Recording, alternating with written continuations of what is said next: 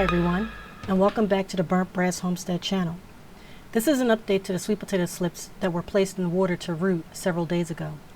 As you can see, the sweet potatoes in the soil are still producing more slips, while the sweet potatoes in the jar of water are just starting to produce slips. This is a flashback of me removing stems from the main sweet potato slip I removed from the sweet potato. The purpose of this was to see if I could double or triple the amount of slips I can grow sweet potatoes from. The slips were placed in a jar of water to root. The smaller stems I removed from the main slip were placed in a separate jar. Check out the sweet potato slip video to see how we got to this point. Here's a picture of the side stems that were placed in the separate jar, and as you can see, they have developed roots.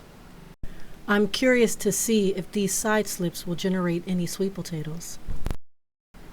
And these are the main slips that were snapped off the sweet potatoes. They are doing well and will likely be planted within the next week or two. I really hope this video helps, as growing your own slips is easy and cost effective.